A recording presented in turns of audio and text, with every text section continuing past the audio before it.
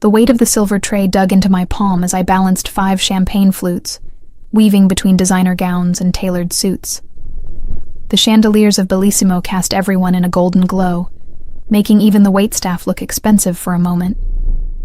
Not that it mattered. To these people, I was just another shadow moving between their conversations, invisible until they needed something. "More champagne, sir?" I asked, my voice trained to that perfect pitch of servitude. Present, but unobtrusive. The man didn't even look up, just waved his hand dismissively as his companion plucked a glass from my tray. 8 hours into a double shift, my feet screamed in the mandatory black heels. A blister had formed on my right heel, and I could feel it bleeding into my shoe. The pain was a constant reminder of how much I needed this job. Since Marco left, taking what little money we had and leaving me with a mountain of debt and a 3-year-old daughter to support, every shift meant survival. Sophia's face flashed in my mind, her dark curls and innocent smile. The babysitter charged extra after midnight, and I still had 2 hours to go, another expense I couldn't afford. But what choice did I have? The restaurant was buzzing with Chicago's elite celebrating something I wasn't important enough to know about. I'd been assigned the back section, tables 15 through 20, the least desirable area, tucked away from the main floor. My manager, Vincent, had made it clear I was lucky to be working this event at all. "You're here because Gina's sick," he'd said, eyes lingering a moment too long on my chest. "Don't mess this up, Aria." I was clearing table 19 when I felt it. The shift in the atmosphere. A subtle change, like the air pressure dropping before a storm. The security guards at the entrance stood straighter. The maitre d' rushed forward with an obsequiousness I hadn't seen all night. Even Vincent, who had been harassing one of the newer waitresses by the bar, suddenly snapped to attention.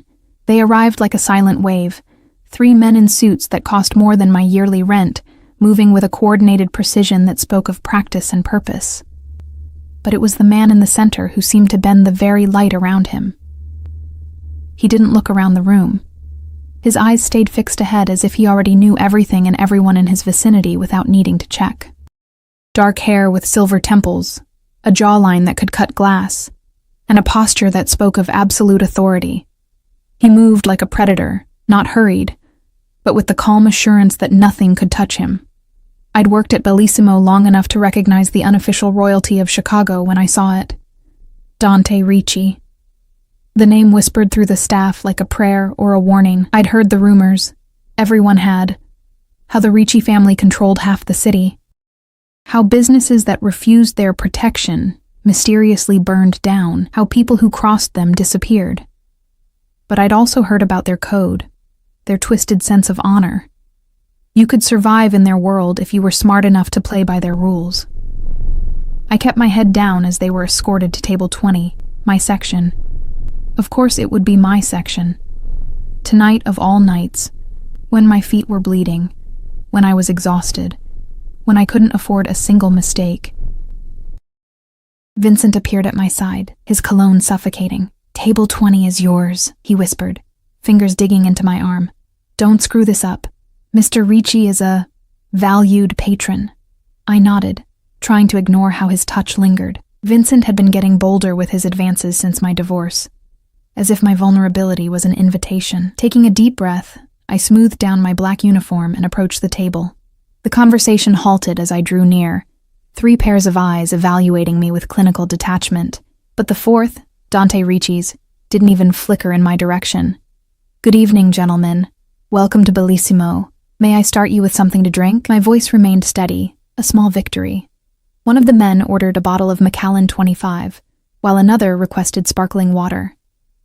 Mr. Ricci said nothing, his attention on a leather-bound portfolio open before him. Up close, I could see the perfect cut of his suit, the glint of a platinum watch that probably cost more than everything I owned.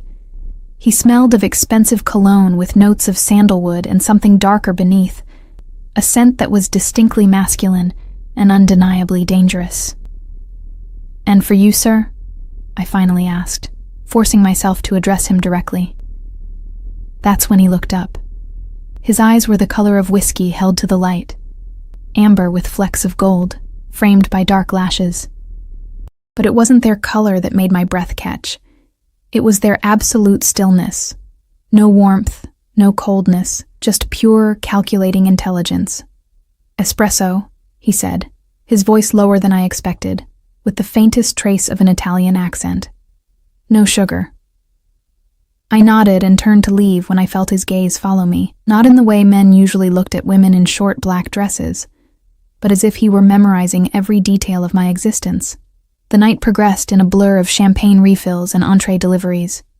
I managed to avoid any major catastrophes, though my hands trembled slightly whenever I approached table 20. Mr. Ricci barely acknowledged me, engaged in hushed conversations with his associates that stopped whenever I approached. It was during the dessert service that everything changed. I was serving table 18 when I overheard a fragment of conversation from the adjacent table, table 17, where 3 men sat hunched over their cognacs. They hadn't ordered much, but they'd been watching the room with unusual interest. "Definitely her. Marco described her perfectly," one of them muttered. My blood froze at the mention of my ex-husband's name. I nearly dropped the dessert I was placing in front of an elderly woman. "You sure? Ricci is here. We can't afford mistakes," another whispered. The boss was clear. "She knows where Marco hid it. We take her tonight. Make her talk." The dessert fork clattered against the china as my hand spasmed. I mumbled an apology to my customer and backed away, mind racing. Marco. What had he done now? And what did these men think I knew? I retreated to the service station, pressing my back against the wall, fighting for breath. Marco had always been involved with dangerous people, but he'd promised me he was clean when we married. A lie, like everything else he'd told me. When he disappeared 3 months ago, I'd assumed he'd run off with his latest mistress. Now it seemed he'd stolen something valuable enough that people were willing to kidnap me to find it. And my daughter was home with a babysitter I barely knew. Panic clawed at my throat. I couldn't run. They'd follow me home to Sofia. I couldn't call the police. Not with whatever criminal activity Marco had dragged me into. If these men took me, my daughter would be alone, abandoned. My gaze fell on table 20, where Dante Ricci sat, power emanating from him like heat from a flame. The most dangerous man in the room was my only hope. With shaking hands, I grabbed a notepad and scribbled, "Next table. He took me. Stay calm." I didn't know if he'd help me, but I knew men like him valued territory, and Bellissimo was undoubtedly his. An abduction in his presence would be an insult, if nothing else. I composed myself and approached table 20 with a coffee pot. As I refilled Mr. Ricci's espresso, I slipped the note beneath his saucer, my fingers brushing against the fine bone china. His hand shot out, capturing my wrist in a grip that was firm, but not painful. Those amber eyes locked onto mine for the first time that night, and I felt stripped bare, as if he could see every secret, every fear, every desperate thought running through my mind. "Is the coffee not to your liking, sir?" I managed to say, acutely aware of his skin against mine, of the controlled strength in his fingers. He released me slowly, deliberately, his gaze never leaving my face. "It's perfect," he said, the words carrying a weight I couldn't decipher. I nodded and backed away, heart hammering against my ribs. Had he seen the note? Would he even care? 10 minutes later, as I served table 17 their check, I got my answer. "Miss," one of the men said, a smile that didn't reach his eyes stretching across his face. "We seem to have a situation with our bill. Could you help us outside for a moment?" I felt the blood drain from my face. This was it. They were going to take me. I need to get my manager for billing issues," I stammered, looking desperately toward the service station. The man's smile tightened as he stood, grabbing my arm with surprising strength. "That won't be necessary. This will only take a minute." Before I could scream, another voice cut through the tension, smooth, commanding, with that slight Italian lilt. "Is there a problem here?" Dante Ricci stood beside us, hands casually in his pockets, but his posture suggested anything but casualness. Behind him, his 2 associates flanked out slightly, creating a formation that suddenly seemed less like businessmen and more like soldiers. The grip on my arm loosened as the man from table 17 paled visibly. "Mr. Ricci," he said, swallowing hard. "No problem, sir. Just a misunderstanding with our bill." Dante's eyes, those terrifying, beautiful eyes, flickered to me, then back to the man. "A misunderstanding," he repeated, the words hanging in the air like a blade. "Yes, sir," the man said, backing away slightly. Dante nodded to one of his associates, who stepped forward. "Perhaps we can help clarify the situation. Outside." The men from Table 17 exchanged glances, trapped between fear and their original purpose. Whatever they saw in Dante's expression made their decision for them. They nodded stiffly and allowed themselves to be escorted toward the exit by Dante's men. Dante himself remained, studying me with an intensity that made my skin prickle. "What's your name?" he asked, his voice low enough that only I could hear. "Aria," I whispered. "Aria Costello." Something flickered in his expression. Recognition, perhaps. But of what?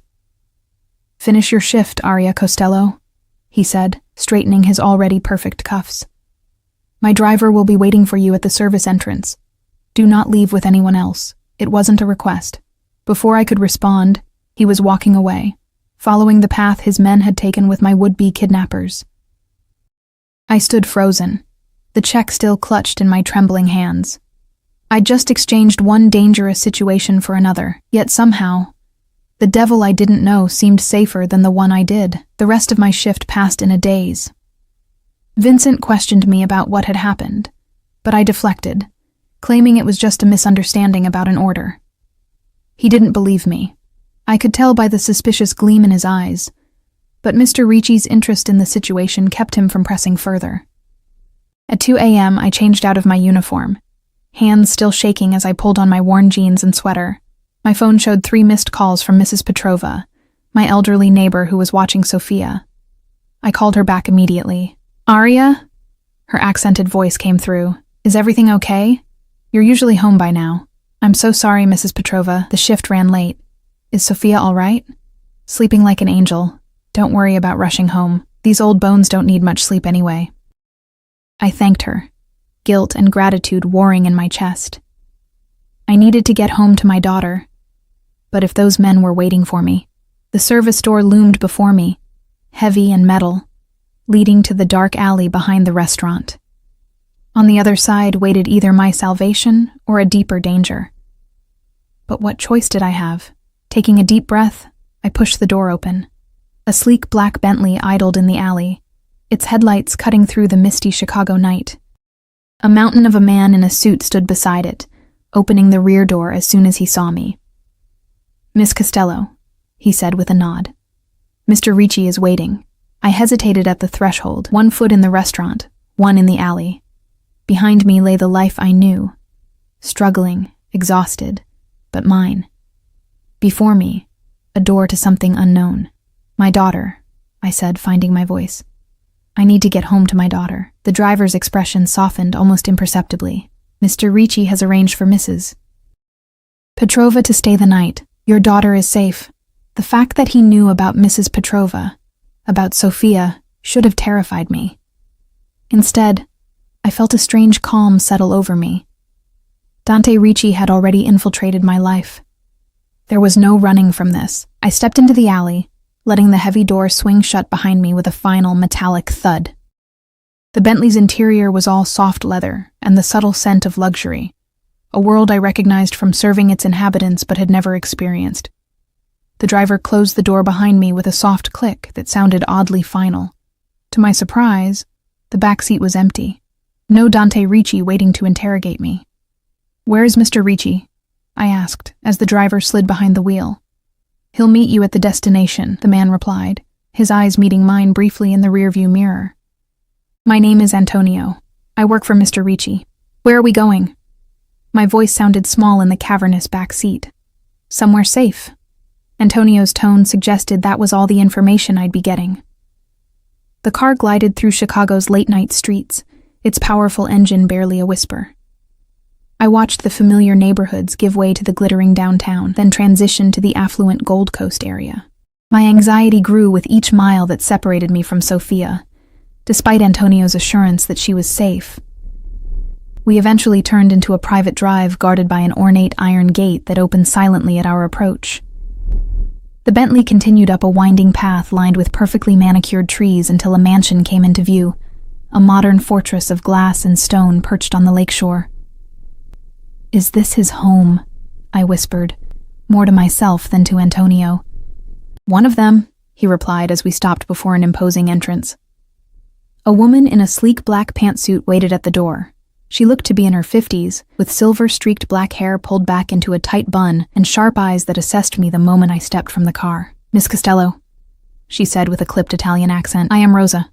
Please follow me." Too numb to do anything else, I followed her through massive doors into an entrance hall that could have housed my entire apartment. Minimalist but undeniably expensive. All clean lines, marble, and subtle lighting that highlighted what I assumed were original artworks. "Mr. Ricci will join you shortly," Rosa said, leading me into a study lined with bookshelves. "Would you like something to drink?" "Water, please," I managed, my throat dry with unspoken questions. When she left, I sank into a leather chair that probably cost more than my car. The reality of my situation was finally hitting me. I had willingly gotten into a car with strangers, leaving my daughter with a neighbor to meet a man who was, by all accounts, one of Chicago's most dangerous criminals. But what choice did I have? Those men at the restaurant would have taken me. And who would have cared for Sophia then? Rosa returned with a crystal glass of water on a silver tray. "Mr. Ricci has been delayed. He asked that you make yourself comfortable." She gestured to a door at the side of the study. "There's a guest suite through there if you wish to refresh yourself. I've laid out some clean clothes." Before I could respond, she was gone, leaving me alone in the oppressive luxury of a Mafia boss's study. Curiosity, or perhaps just the need for distraction, drove me to examine the bookshelves. They contained an eclectic mix: classic Italian literature, modern business texts, historical accounts of Chicago, and, surprisingly, several volumes of poetry. Many of the books showed signs of actual use: creased spines, the occasional dog-eared page. I was running my fingers along the leather-bound spine of Dante's Inferno, an irony not lost on me, when I heard the door open behind me. "An appropriate choice," came that voice, low, accented, commanding. I turned to find Dante Ricci watching me from the doorway. He'd removed his suit jacket and tie, leaving him in a crisp white shirt with the top buttons undone, revealing a hint of tanned skin and the glint of what might have been a gold chain. He looked somehow more dangerous in this slightly relaxed state, like a predator at rest but still alert. "I wasn't," I stammered, pulling my hand away from the book as if burned. "Please," he said, gesturing to the chair I'd vacated. "Sit." I obeyed, perching on the edge of the seat while he moved to a small bar cabinet and poured himself a measure of amber liquid. Whiskey, probably. "You slipped me a note," he said without preamble, turning to face me, glass in hand. "Why?" The directness of the question caught me off guard. "Those men were going to kidnap me," I said, fingers twisting in my lap. "They mentioned my ex-husband's name, said I knew where he hid something. And do you?" His eyes were unreadable, watching me over the rim of his glass as he took a sip. "No. I haven't even seen Marco in 3 months. He left me with nothing but debt and a daughter to raise alone." Something flashed in Dante's eyes at the mention of my daughter. "You have a child," he said. It wasn't a question. "Sophia," I confirmed, my voice softening with her name. "She's 3. She's with my neighbor." Anxiety clawed at me again. "I need to check on her." "Your daughter is safe," Dante said, setting down his glass and pulling a phone from his pocket. After tapping the screen a few times, he held it out to me. On the screen was a security camera feed showing Mrs. Petrova knitting in a rocking chair next to my daughter's bed. Sophia was sleeping peacefully, her dark curls spread across the pillow, one small hand clutching her favorite stuffed rabbit, my eyes filled with tears at the sight. "You have cameras in my apartment. Installed tonight, for her protection." He took the phone back, his fingers brushing mine in a contact that sent an inexplicable shiver down my spine. "And yours." "I don't understand," I said, wiping away a tear that had escaped. "Why would you help me? Why would you care what happens to me or my daughter?" Dante studied me for a long moment, his expression inscrutable. Then He moved to sit in the chair opposite mine, leaning forward with his elbows on his knees. A surprisingly informal posture for such a powerful man. "Your ex-husband," he began, his voice taking on a harder edge. "Marco Costello. He worked for an organization that has been encroaching on my territory." "The Vaziri family," I whispered, the name slipping out before I could stop it. Dante's eyebrow arched slightly, the only indication of his surprise. "You know more than you let on." I shook my head quickly. "Only the name. Marco tried to keep his work separate from our home life, but I overheard phone calls, caught snippets of conversations. When we first met, he said he worked in imports. I was young and naive enough to believe him. And now I know better." I met his gaze steadily, finding courage in the thought of Sophia. "Whatever Marco was involved in, whatever he took, I know nothing about it. I just want to keep my daughter safe." Dante leaned back, assessing me with those amber eyes that seemed to cut through pretense. 3 months ago, Marco Costello disappeared with something valuable that belonged to Reza Vaziri. Since then, both Vaziri's men and mine have been looking for him. My mind raced. 3 months ago, exactly when Marco had walked out on us. "I thought he left me for another woman," I said hollowly. "Perhaps he did," Dante replied. "But he also left with $5 million worth of uncut diamonds." The room seemed to tilt slightly. "Diamonds?" I echoed weakly. "Vaziri believes you know where Marco hid them." Dante's voice was matter of fact, as if discussing the weather rather than millions in stolen gems. "My sources tell me Vaziri gave his men orders to bring you in tonight for questioning. Their methods would not have been gentle." A cold dread settled in my stomach. "And your methods?" I asked, unable to keep the tremor from my voice. For the first time that night, something like amusement flickered across Dante's face, a slight softening around the eyes, the barest upward tilt of his lips. "I have no intention of harming you, Arya Costello," he said, my name rolling off his tongue with an accent that made it sound like something precious. "I believe you when you say you don't know where the diamonds are." Relief washed through me, followed immediately by suspicion. "Then why am I here?" Dante rose and walked to the window, looking out over what I presumed was Lake Michigan, though the darkness revealed only scattered lights on the water.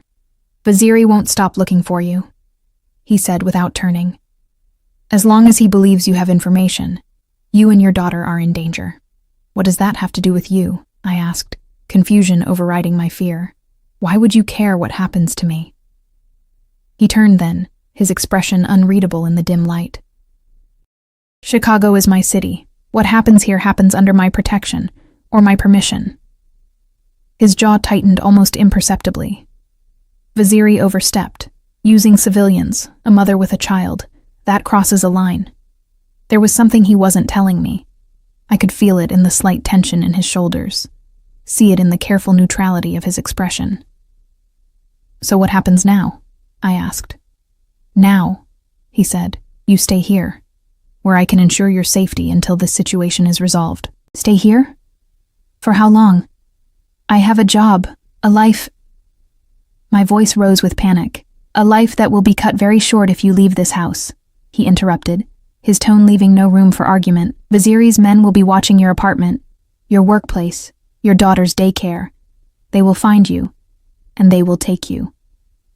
"But Sophia—" "We'll join you here tomorrow," he finished. "Rosa has already prepared a room for her. We'll bring her things as well." I stood, anger cutting through my fear. "You can't just decide this for me. You can't uproot our lives without—" "Without what, Arya?" he asked, suddenly much closer than he'd been a moment ago. "Without your permission? I'm offering you protection. I'm offering your daughter safety. The alternative is Vaziri's men finding you, torturing you for information you don't have, and leaving your daughter an orphan." His words hit me like a physical blow. I sank back into the chair, the fight draining out of me. "How long?"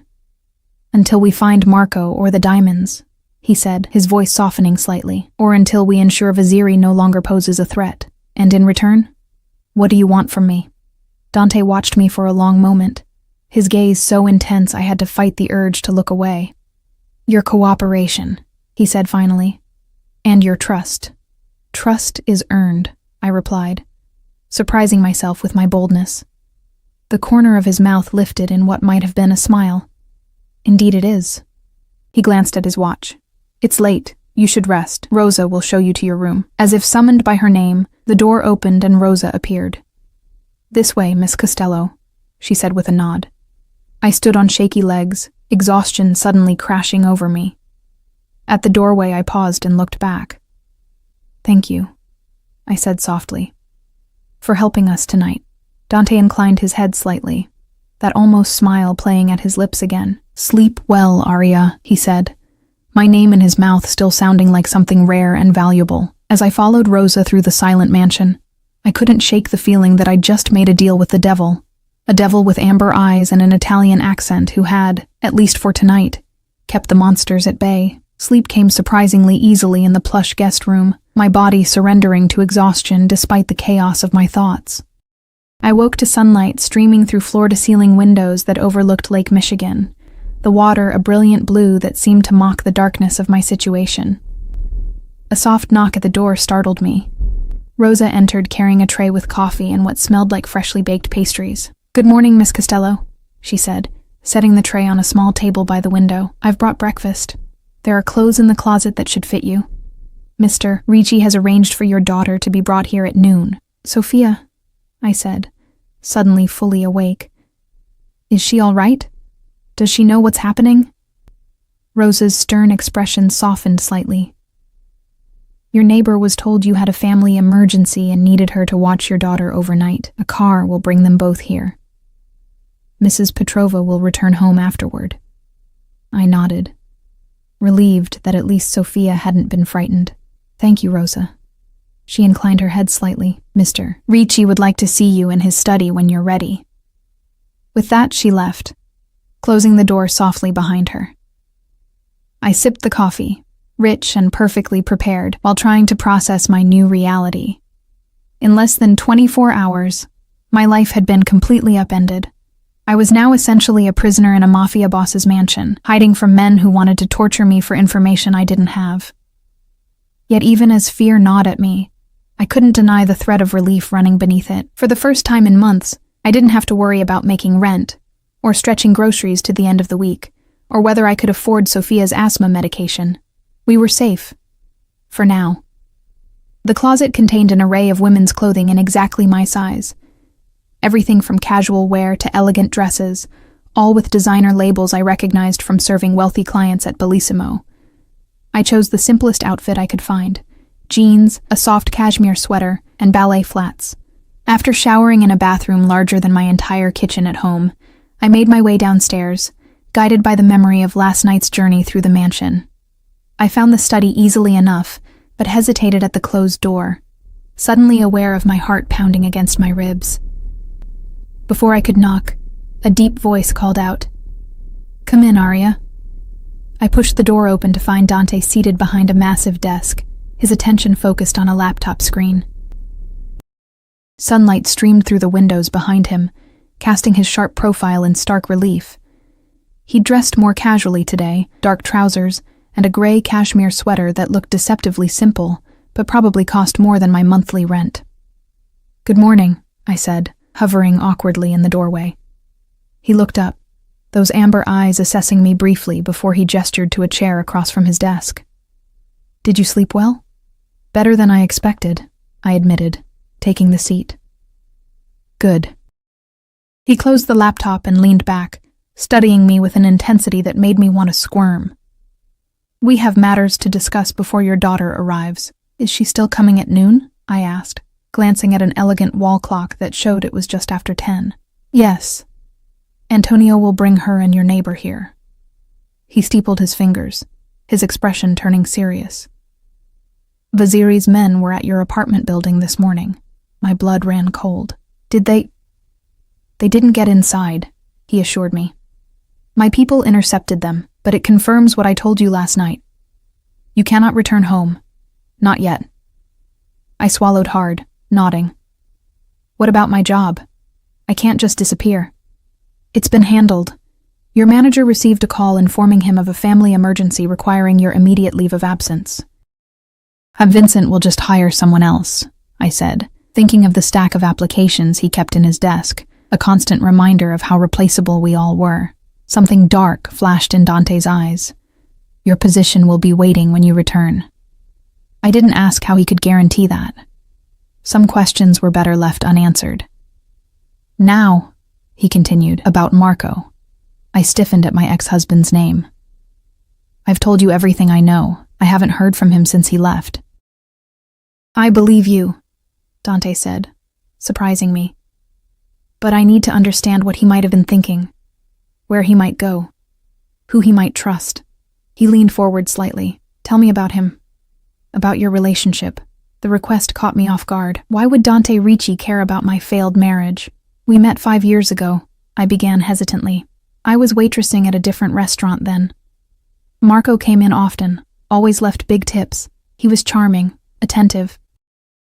Said he worked in international imports. And you believed him? I felt heat rise to my cheeks. I was 22 and naive. He wore nice suits, drove a nice car. He seemed legitimate. When did you realize he wasn't? I traced a pattern on the arm of my chair, remembering. Little things at first. Phone calls he'd take in another room. Meetings at odd hours. Cash, lots of it, that he couldn't explain. Then bigger things. A black eye he couldn't account for. A gun I found in his drawer. I shrugged. By then, I was pregnant with Sophia. And you stayed, Dante observed, no judgment in his tone. I stayed, I confirmed quietly. I thought I could change him, that becoming a father would settle him. I was wrong. When did he leave? 3 months ago. I came home from a late shift and found a note. He said he'd met someone else, that he never wanted the responsibility of a family. The pain had dulled with time, replaced by anger and eventually resignation. He cleared out our bank account, left me with nothing but debt and apologies. Dante's jaw tightened, a flash of something like disgust crossing his features. A man who abandons his child has no honor, he said, the words carrying the weight of an old-world condemnation. Marco never had much honor to begin with, I said bitterly. Did he mention any places he particularly loved? Somewhere he might feel safe, I thought for a moment. He talked about Lake Geneva sometimes. Said he wanted to buy a cabin there eventually. And he had a cousin in Milwaukee he was close to. Dante nodded, making a note on a pad in front of him. Anyone else he might turn to? Former colleagues? Friends? There was a man named Emil he mentioned occasionally. I never met him, but they spoke on the phone often. Dante's pen stilled. Emil Kostic. I don't remember his last name, I said, surprised by Dante's reaction. Why? Do you know him? He works for Vaziri, Dante said, his expression darkening. If Marco was in contact with Kostic, it suggests the theft may have been planned from within Vaziri's organization. So Marco was working for Vaziri, not you? I asked, trying to understand the complex web of allegiances. A ghost of a smile touched Dante's lips. Chicago's criminal enterprises are complicated. Territory and loyalty shift. Marco moved between organizations when it suited him. His eyes met mine, which is why neither side fully trusted him. Before I could respond, a knock came at the door, and Rosa entered. Mr. Ricci, Antonio has arrived with the child and Mrs. Petrova. My heart leapt. Sophia's here? I was already on my feet. Dante stood as well, straightening his sweater in a surprisingly human gesture. Have Antonio bring them to the garden terrace, he instructed Rosa. We'll join them there. As Rosa left, Dante turned to me. Your daughter doesn't need to know the complications of our situation.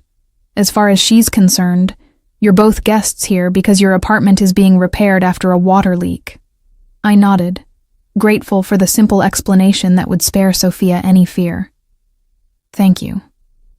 He moved around the desk, suddenly close enough that I could smell his cologne, that same mix of sandalwood and something darker that I'd noticed the night before. There is one more thing, he said, his voice dropping slightly. While you're here, you will be introduced to others as my personal guest. It provides an additional layer of protection. What does that mean exactly? I asked, suddenly aware of how much taller he was, how his presence seemed to fill the space around me.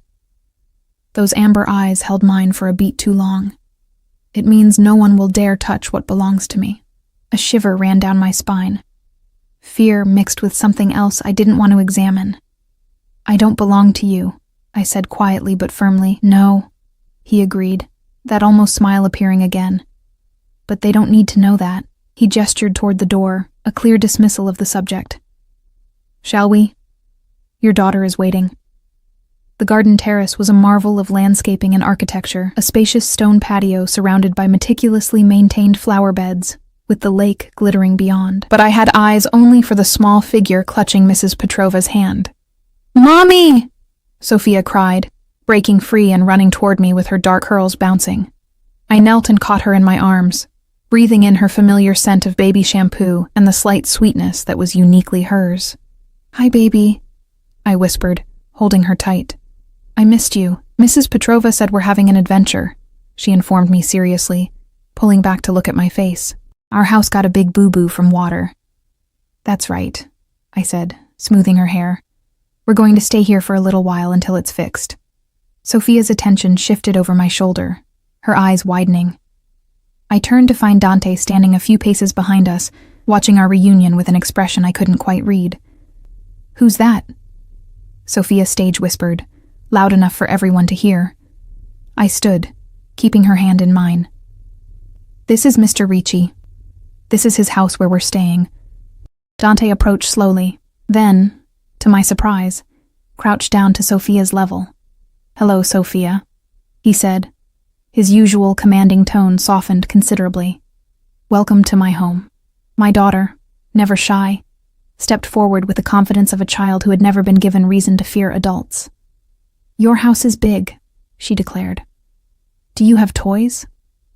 A genuine smile spread across Dante's face, the first I'd seen, transforming his features from intimidating to almost boyishly handsome. "As a matter of fact, I do," he said. "Would you like to see them?" Sophia nodded eagerly. Dante stood and exchanged a glance with Rosa, who nodded and approached. "Rosa will show you a special room we've prepared," he told Sophia. "Your mother and I need to speak with Mrs. Petrova for a moment, and then we'll join you." Sophia went willingly with Rosa, chattering about her favorite toys and colors as they disappeared into the house. "She's a beautiful child," Mrs. Petrova said, watching them go. "So much like you at that age." I turned to my elderly neighbor, suddenly struck by the strangeness of seeing her in this setting, her worn cardigan and practical shoes incongruous against the luxury of Dante's estate. "Thank you for watching her, Mrs. Petrova," I said, giving her a quick hug. "I'm sorry about the sudden arrangement." "Nonsense," she said, patting my cheek. "Children are resilient." She was no trouble. Dante, who had been observing our interaction with interest, stepped forward. "Mrs. Petrova, my driver will take you home now. I want to thank you for your help." He extended an envelope to her, which she accepted with a slight widening of her eyes at whatever sum it contained. "That's very generous, Mr. Ricci." "Your discretion is appreciated," he replied. "If anyone asks about Arya and Sophia, the story about the water damage stands." Mrs. Petrova nodded, her shrewd eyes moving between Dante and me. Whatever conclusion she drew, she kept to herself. "Of course. May I say goodbye to the little one before I go?" "I'll have Rosa bring her out," Dante said, making a gesture to Antonio, who stood nearby. After Mrs. Petrova had kissed Sophia goodbye and departed, I found myself alone with Dante on the terrace, watching Antonio's car disappear down the long drive. "You've prepared a room for her?" I asked, turning to face him. Dante nodded. "With toys, books, and anything else a 3-year-old might need. Rosa has grandchildren," she advised on the preparations. The thoughtfulness of the gesture surprised me. "Thank you." He inclined his head slightly, those amber eyes studying me. "Your daughter has your eyes," he observed. "And your spirit. She's braver than I am," I admitted with a small smile. "I wouldn't say that," he replied quietly. "It took considerable courage to slip me that note last night." Before I could respond, Sophia's voice called from inside. "Mommy, come see. There's a dollhouse bigger than me." Dante gestured toward the house, that unexpected smile returning briefly. "After you, Arya Costello. It seems we're being summoned." Block 4. The days settled into an unexpected routine. Mornings began with breakfast in the sunlit kitchen. Sophia chattering away while Rosa prepared elaborate meals that my daughter actually ate without complaint, a miracle in itself.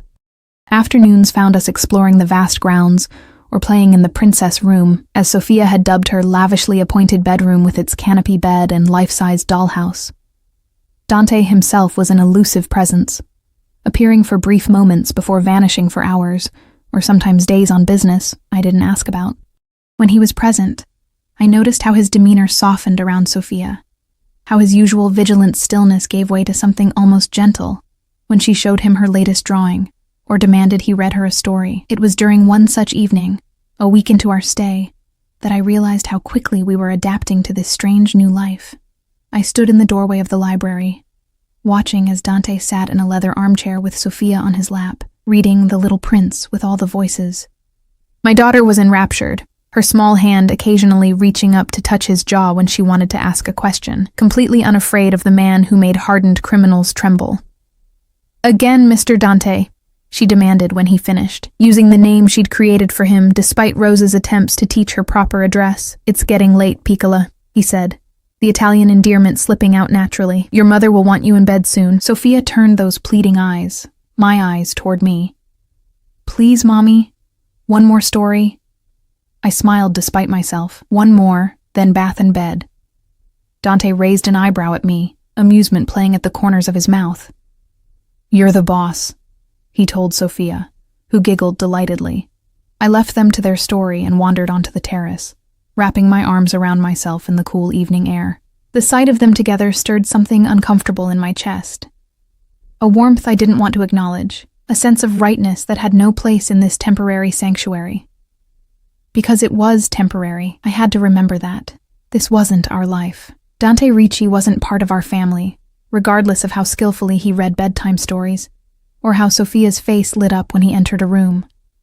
He was a dangerous man, who had temporarily aligned his interests with our safety, nothing more. "She's asleep." His voice came from behind me sometime later, startling me from my thoughts. "Rosa is with her." I turned to find him leaning against the doorframe, silhouetted by the warm light from inside. He'd loosened his tie and rolled up the sleeves of his shirt, exposing strong forearms. The casual dishevelment made him look more approachable, almost ordinary, if one could ignore the watchful intensity of his gaze. "Thank you for the story," I said. "She's become quite attached to you." Something flickered across his face. Pleasure, perhaps, or satisfaction. "Children are good judges of character," he said, moving to join me at the stone balustrade overlooking the lake. I couldn't help the small snort that escaped me. "I'm not sure many people in Chicago would agree with that assessment of your character." Rather than take offense, he chuckled, a low, rich sound I'd rarely heard from him. "Perhaps not, but I'd argue they've never seen the real me." "And who is that?" I asked, genuinely curious. "The real Dante Ricci?" He was silent for a long moment, looking out over the water. "A man of contradictions," he finally said. "Like everyone else." "Most everyone else doesn't run criminal empires," I pointed out. His mouth quirked up at one corner. "My family has been in business in Chicago for 3 generations, Arya. The lines between legitimate and illegitimate blurred long ago." "Is that how you justify it?" I asked, then immediately regretted my boldness. But Dante didn't seem angry. He turned to face me, leaning one hip against the stone railing. "I don't seek justification. I inherited certain responsibilities. I fulfill them according to a code. A code that allows for violence, for fear, when necessary," he acknowledged without shame, "but also for protection, for loyalty, for keeping one's word." His eyes held mine steadily. "Have I given you reason to fear me, Arya?" I thought about it honestly. "No," I admitted, "but that doesn't mean I shouldn't." He took a step closer, and I found myself unable to move away. "Smart woman," he murmured, his accent thickening slightly. "Cautious, but perhaps not cautious enough." "What does that mean?" "It means you're beginning to trust me," he said, reaching out to tuck a strand of hair behind my ear, his fingers barely grazing my skin. "That could be dangerous." My breath caught at the contact. "For whom?" His eyes darkened, and for a moment, I thought he might close the remaining distance between us. Instead, He stepped back, his expression returning to its usual controlled mask. "We've had a development regarding your ex-husband," he said, the abrupt change of subject leaving me oddly disappointed. "One of my contacts spotted him in Milwaukee, at his cousin's house, as you suggested." I straightened, suddenly alert. "Did you catch him?" "He was gone by the time my men arrived, but they found something interesting." He reached into his pocket and pulled out a small object, holding it out to me on his palm. It was a child's bracelet, a simple string of colorful beads with a small silver heart charm. "Sophia's," I breathed, recognizing it immediately. "She lost it about a month before Marco left. We looked everywhere." I glanced up, confused. "Why would Marco have this?" Dante closed his fingers around the bracelet. "That's what I've been asking myself. It seems an odd item for a man to take when abandoning his family. Maybe he grabbed it by mistake, or..." I frowned, thinking. Sophia was always taking it off, leaving it places. Maybe it got mixed in with his things. "Perhaps," Dante conceded, though he didn't sound convinced. "There's something else. Marco's cousin claimed he was asking about you and Sophia, wanted to know if you'd moved, changed your routine." A chill ran through me that had nothing to do with the evening air. Why would he care? He walked away from us. That's the question, isn't it? Dante pocketed the bracelet. "I think there's more to Marco's story than either of us know. Do you think he'll try to find us?" "I think he already is," Dante said gravely. "Which is why you need to stay here, where I can ensure your safety." I nodded, suddenly grateful for the solid walls and security systems of Dante's fortress. "What about the diamonds? Any sign of those?" "Not yet, but if Marco had them, they'd be worth enough to keep him hidden for years." He paused, studying my face. "Unless he had a reason to come out of hiding. Like what?" "Like something more valuable than diamonds." His gaze was penetrating. Or someone. The implication hung in the air between us. I shook my head in disbelief. "Marco doesn't care about us. He made that very clear when he left." "Men lie, Arya," Dante said softly. "Especially to themselves." Before I could respond, Antonio appeared at the terrace door. "Boss," he said, with a nod of acknowledgement to me. "They're ready for you." Dante straightened, instantly shifting back into the role of capo. "We'll continue this conversation later," he told me. "Don't wait up." I watched him go, conflicting emotions swirling in my chest. The idea that Marco might be looking for us, for Sophia, added a new layer of fear to an already complicated situation. But beneath that fear lurked something else. A growing awareness of Dante that I was finding increasingly difficult to ignore.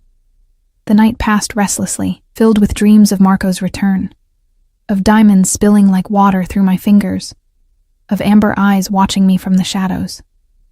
I woke before dawn, giving up on sleep and padding quietly to the kitchen for coffee. To my surprise, Rosa was already there, kneading dough on the marble counter with practiced movements.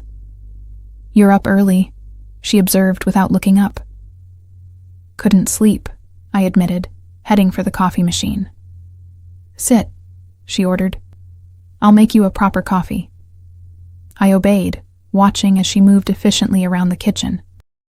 There was something comforting about Rosa's presence, her no-nonsense manner, her quiet competence. Over the past week, I'd come to see her as more than just Dante's housekeeper. She was the heart of this strange household, keeping everything running with invisible precision. "You've known him a long time," I said as she placed an espresso in front of me. It wasn't a question. Rosa wiped her hands on her apron, giving me a measuring look. "I came to work for the Ricci family when Dante was 10 years old," she said, "after his mother died." "What was he like?" I asked. Unable to imagine Dante as a child, a small smile softened her stern features. "Serious. Too serious for a boy his age, always trying to please his father." She resumed her kneading. "Enrico Ricci was a hard man, brilliant in business but cold as a father. He saw Dante as his heir, not his son." "That sounds lonely," I said, thinking of Sophia, and how openly she expressed her love, how freely she gave her affection. "It was," Rosa agreed, "until Valentina." "Valentina?" Rosa's hands stilled on the dough. "His wife." The word hit me like a physical blow. "Dante is married?" I asked, my voice sounding strange to my own ears. Was, Rosa corrected, something like sorrow passing over her face. Valentina died 5 years ago. Cancer. I sat back, absorbing this new information. I'm sorry, I didn't know. He doesn't speak of her, Rosa said, dividing the dough into rounds. But she changed him, made him softer, happier. When she died, she shook her head. The darkness came back. I thought of the Dante I'd glimpsed reading to Sophia, the unexpected gentleness in his hands as he tucked her into bed. Not completely, I murmured. Rosa gave me a sharp look. No, she agreed after a moment. Not completely. We fell silent as she continued her baking. I sipped my coffee, thinking about the layers of Dante Ricci that were slowly being revealed to me. The ruthless businessman, the generous protector, the grieving widower. Each new discovery made him more complex, more human, and somehow more dangerous to my peace of mind. Rosa, I said finally, why is he helping us? Really? The older woman dusted flour from her hands and met my gaze directly. That, cara mia, is a question only he can answer. Before I could press further, the sound of running feet echoed down the hallway, and Sophia burst into the kitchen in her pajamas, hair wild from sleep. Mommy! Rosa! Is it morning? Can I help make breakfast? She asked in a breathless rush. The serious conversation dissolved as Rosa smiled and lifted my daughter onto a stool, showing her how to shape the dough into small rolls. I watched them together, struck by how quickly Sophia had adapted to this new environment. How easily she'd accepted these strangers into her life. Children are resilient, Mrs. Petrova had said, but they're also vulnerable, forming attachments without understanding the temporary nature of situations like ours. When this was over, when Marco was found, and the threat from Vaziri eliminated, how would I explain to Sophia that we had to leave this place, these people who had become so important to her? How would I explain it to myself? Later that morning, as Sophia and I were playing in the garden, Antonio approached with a phone in hand. Miss Costello, he said formally, Mr. Ricci would like to speak with you. I took the phone, my heart inexplicably speeding up. Dante? Arya. His voice was tense, all business. We've found Marco. I gripped the phone tighter. Where? A hotel on the north side. My men are watching him now. There was a pause. He's not alone. He's with Emil Kostic. Vaziri's man, I remembered. What does that mean? It means the situation is more complicated than we thought. I could hear voices in the background, the sound of a car engine. I'm going to speak with him personally. Alarm shot through me. Is that safe? A low chuckle came through the line. Your concern is touching, but unnecessary. I'll be well protected. What does he want? Why is he in Chicago? That's what I intend to find out. His voice softened slightly. Stay with Sophia. Don't leave the estate for any reason. I'll call when it's done. The line went dead before I could respond. I handed the phone back to Antonio, my mind racing. Is everything okay, Mommy? Sophia asked, tugging at my hand. You look worried. I forced a smile. Everything's fine, baby. Just grown-up talk. But as I watched her return to her game, I couldn't shake the feeling that whatever was happening with Marco would change everything. Again, hours crawled by with excruciating slowness. I tried to focus on Sophia, on maintaining normalcy for her sake, but my mind kept circling back to Dante confronting Marco. What would happen? What would my ex-husband say about the diamonds? About us? And beneath those practical concerns lurked a deeper worry for Dante's safety that I wasn't ready to examine too closely. By evening, I was a bundle of nervous energy. After tucking Sophia in with promises that everything was fine, I paced the length of the terrace, watching the driveway for any sign of Dante's return. He'll call when he can, Rosa said, appearing beside me with a glass of wine. Drink. It will help with the waiting. I accepted the glass gratefully. Has he told you anything? She shook her head. But I've been with the family long enough to know when to worry and when not to. This is not a time to worry. How can you be sure? Rosa's weathered hand covered mine briefly. Because he has something to come back to now. Before I could ask what she meant, headlights swept up the driveway, and a familiar black Bentley appeared. I set down my untouched wine and moved toward the steps leading down from the terrace, Rosa tactfully retreating inside. Dante emerged from the car alone, his expression unreadable in the darkness. He looked up, finding me immediately, as if he'd known exactly where I would be waiting. Without a word, he climbed the stairs, stopping a few feet away. "Is Sophia asleep?" he asked, his voice revealing nothing. I nodded. "For about an hour now. Good."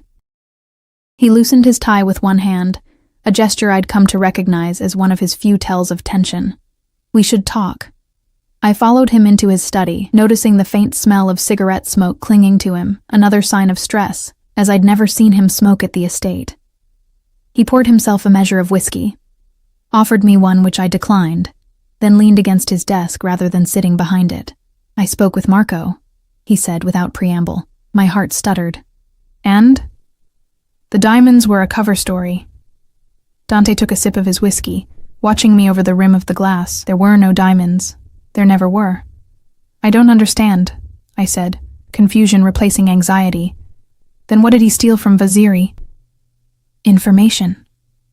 Dante set down his glass. Marco worked as an accountant for several of Vaziri's legitimate businesses. He discovered evidence of money laundering, tax fraud, connections to terrorist financing, enough to put Vaziri away for decades. He copied files, took photographs of documents. Blackmail? I guessed. Dante shook his head. Insurance. Marco was planning to disappear, start a new life. The information was his protection, his way of ensuring Vaziri wouldn't come after him. Then why did he leave without it? Why risk coming back to Chicago? "Because he hid it," Dante said, his amber eyes fixed intently on my face. "And now he needs it back." A cold realization began to dawn. "Where did he hide it?" I asked, though I already suspected the answer. Dante reached into his pocket and pulled out Sophia's bracelet, letting it dangle from his fingers.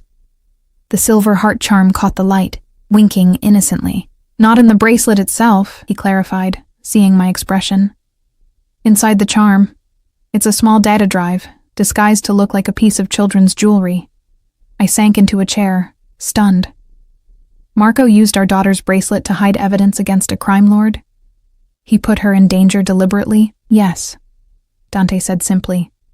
When he realized what he'd done, that he'd left the evidence behind when he ran, he tried to return for it. But by then, Sophia had lost the bracelet. "And that's why Vaziri's men were watching us," I whispered.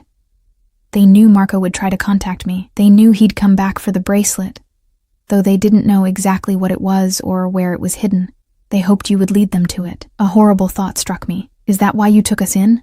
To use us as bait for Marco?" Something like hurt flashed across Dante's face. "No," he said firmly. "I took you in because you were in danger. You and an innocent child. That hasn't changed." "What has changed then?" I asked, sensing there was more he wasn't telling me. Dante's expression hardened. "Vaziri knows Marco is in Chicago. His men will be hunting him. And if they can't find him, they'll come for us," I finished, fear clutching at my throat. "What about Marco? Where is he now?" Dante's jaw tightened.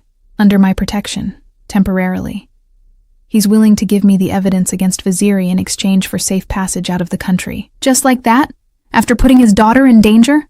I stood, anger replacing fear. "He doesn't get to walk away again, Arya." "No.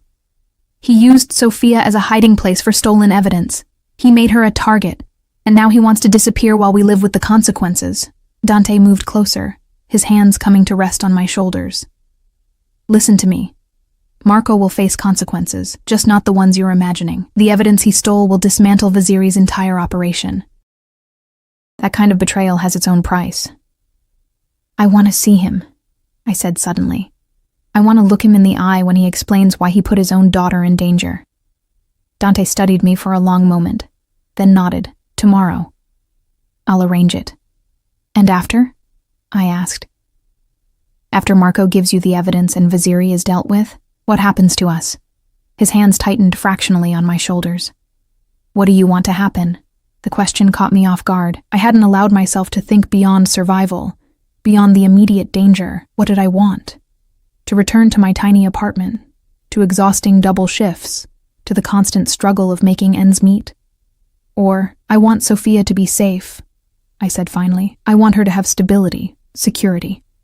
And what about you, Arya? Dante asked, his voice dropping lower.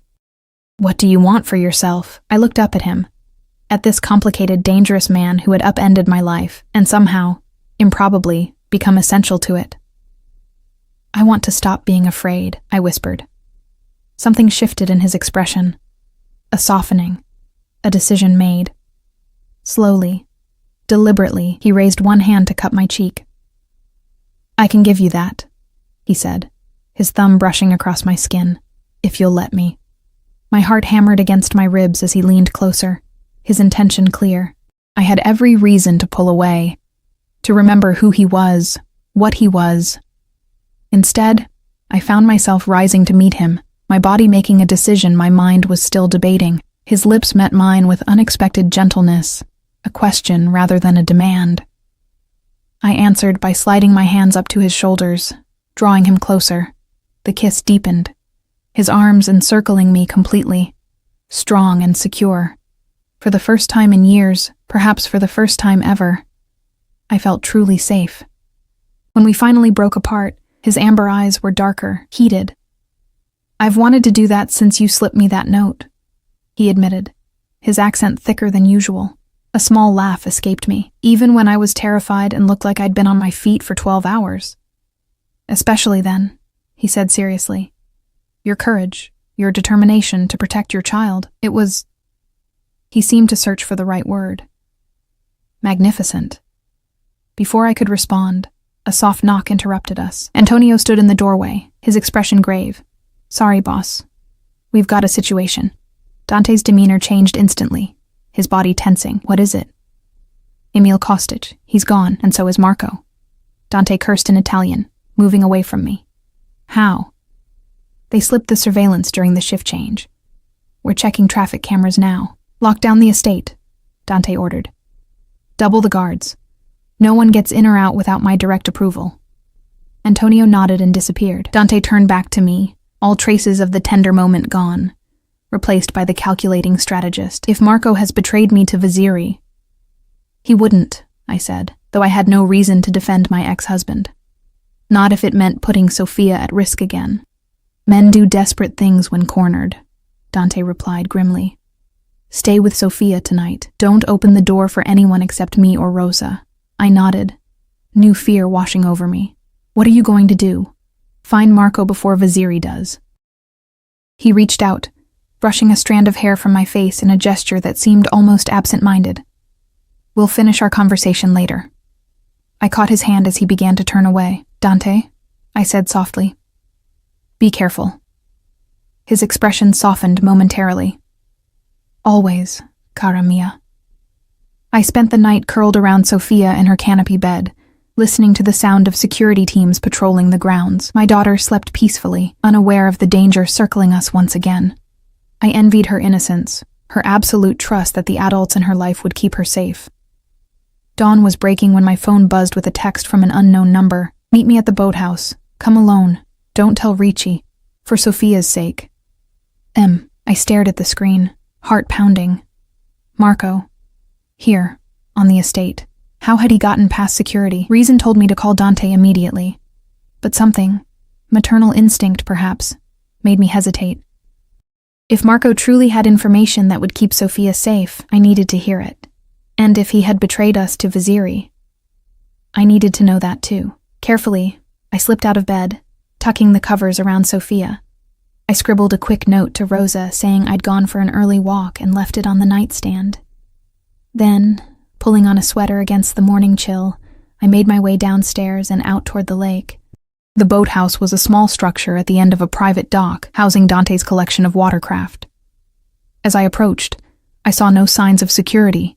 They must have been focused on the main house and perimeter. The door was ajar, creaking slightly in the breeze off the lake. Marco, I called softly, pushing the door wider. A figure emerged from the shadows, thinner than I remembered, with new lines etched around his eyes, but unmistakably my ex-husband. Arya, he said, his voice hoarse. You came. For Sophia, I clarified coldly. What are you doing here? How did you get onto the estate? He gave a hollow laugh. I worked for Vaziri for years. Breaking and entering is a basic skill. His eyes darted nervously toward the door. We don't have much time. Ricci's men will realize I'm here soon. What do you want, Marco? Why risk coming here? To warn you. He took a step closer, lowering his voice. Ricci isn't what you think. He's using you, using Sophia to get to me. I shook my head, unconvinced. He's protected us from Vaziri's men, from the mess you created. It's all connected, Marco hissed. The evidence I took implicates Ricci too. They're partners, Arya. Vaziri and Ricci. The rivalry is a front to distract the authorities. I don't believe you, I said, though uncertainty crept into my voice. Why would Dante protect us if he was working with Vaziri? Because I hid the evidence where only you could find it. Marco reached into his pocket and pulled out what looked like a small silver key. This opens the heart charm on Sophia's bracelet. Inside is a data chip with everything. Records, photographs, account numbers. It proves they're working together. I stared at the key, my mind racing. If what you're saying is true, we're in danger here. Extreme danger, Marco confirmed.